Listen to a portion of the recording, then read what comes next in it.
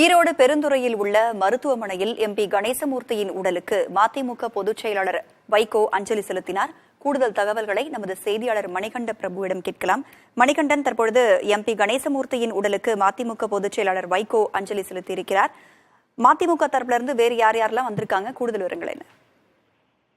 வணக்கம். அதாவது ஈரோடு எம்பி கணேசமூர்த்தி கடந்த ஞாயிற்றுக்கிழமை தென்னை மரத்திற்கு வைக்கக்கூடிய நஞ்சை கரைத்து கொடுத்து தற்கொலைக்கு முயற்சி செய்திருக்கிறார். அதனைத் தொடர்ந்து ஈரோட்டில் அவருக்கு முதலுதவி சிகிச்சை அளிக்கப்பட்டு தொடர்ந்து மேல் சிகிச்சைக்காக கோவையில் உள்ள தனியார் மருத்துவமனைக்கு அனுப்பி வைக்கப்பட்டார்.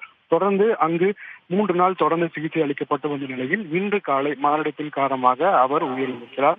அதனைத் தொடர்ந்து பல்வேறு அரசியல் கட்சியினரும் மதிமுகவை சேர்ந்தவர்களும் அவரது உடலை நேரில் கண்டு அஞ்சலி செலுத்தி வருகின்றனர். அதன் தொடர்ச்சியாக அவரது உடல் தற்போது ஈரோடு மாவட்டம் பெருந்துறையில் இருக்கக்கூடிய அரசு மருத்துவக் கல்லூரி மருத்துவமனையில் பிரேத பரிசோதனைக்காக வைக்கப்பட்டிருந்தது.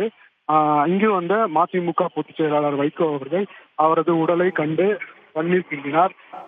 அவர் ஏற்கனவே தெரிவித்திருந்தார், அவர் மதிமுக மேல் மிகுந்த அன்பும் பற்றும் பாசமும் வைத்திருந்தார் எனவும் அவர் பிரிந்தது என்னால் தாங்க முடியவில்லை எனவும் வைகோ தெரிவித்திருந்தார். அதன் அடிப்படையில் தற்போது அவர் மற்றும் கணேசமூர்த்தியின் மகன் மற்றும் கட்சியினர் ஏராளமானோர் தற்போது கணேசமூர்த்தி அவர்களின் உடல் வைத்திருக்கக்கூடிய பெருந்துறையில் இருக்கக்கூடிய அரசு மருத்துவக் கல்லூரி மருத்துவமனையில் வந்து அஞ்சலி செலுத்தும் போது வைகோ அவர்கள் கண்ணீர் சென்றிருக்கிறார். இது அங்கிருந்த மற்ற கட்சியினர் மத்தியில் பெருத்த சோகத்தை ஏற்படுத்தியிருக்கிறது. எம்பி கணேசமூர்த்தியின் உடலுக்கு மதிமுக பொதுச் செயலாளர் வைகோ அஞ்சலி செலுத்திய காட்சிகளை பார்த்தோம். விவரங்களை வழங்கியமைக்கு நன்றி மணிகண்டன்.